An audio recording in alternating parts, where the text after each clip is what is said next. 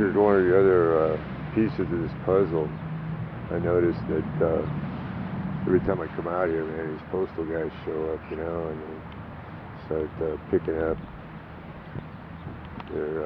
their mail, which seems pretty normal. But I want to also make a note about something. There was an occasion where I stopped by the post office, and some guy dropped in behind me, and he had a box. He had a box without a name on a return address, and I caught the smell of something, you know. So anyway, I used a credit card to buy a couple of legal size stamped envelopes, put in a change of address card at the time, and it also occurred to me, you know, when I was doing so, since I know that the electronics of using the credit card identify my location, you know, and then this guy stepped in behind me.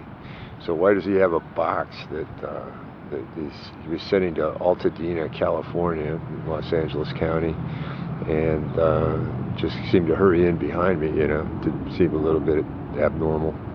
I noticed stuff like that.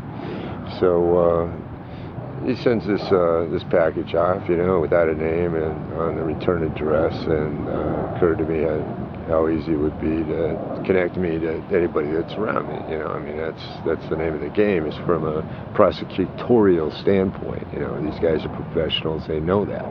And like I've said before, I'm just a dot that walks around on foot, you know, with his possessions on his back, and that's what they try to do. So I've also noticed that like this guy that picked up the mail from his box over here, and just caught him, and we got this other guy over here. He gave me a little gesture, you know, and like you know, that thumbs up, this nonsense that I see all the time in the library and the coffee places and everything, this feigned familiarity, I guess you'd call it, you know. So it got me to thinking that's another thing, you know, besides you know, setting up a bogus bank account, which I don't even have a bank account in this country, but it's easy to do for somebody externally, and put it in somebody else's name, you know, no big deal. How difficult would it be to take something contraband that and then put somebody else's name on the box, right? You know. So it just occurred to me that when I saw this guy give this little phony gesture, you know, when I sat down and have a cigarette outside the library, and I noticed they always see, you know, 2 or 3 these postal trucks always showing up. There's 2 or 3 postal workers at the McDonald's in the morning. I mean, where's all these postal workers come from? Okay, the McDonald's, you know, they have their coffee there, but since they are federal employees, I tend to notice them, you know, their activities, and since my lawsuit against the federal government included the Postal Service, I added them late because they were, you know, I was just taking swings at defendants as they commandeered or hijacked my communication, so I named the Postal Service.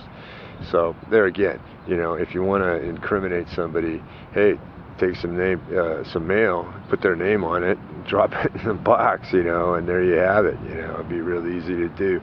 Another speculative thing at this point, but I just walked outside the library, saw this little phony gesture, you know, I'm getting real used to. I don't know this guy, you know, and it seems like that's been a pattern, another pattern I've noticed over 15 months. You notice them, and I'm going to make a note of it, just for the heck of it, put it in a speculative file and things I can't prove, but may hear about later once it's been, when the objective is incriminating somebody. I've become used to that, the idea of malicious prosecution. I've become used to that, so it wouldn't surprise me, let's say, if there was, if the game was afoot and it included something like that.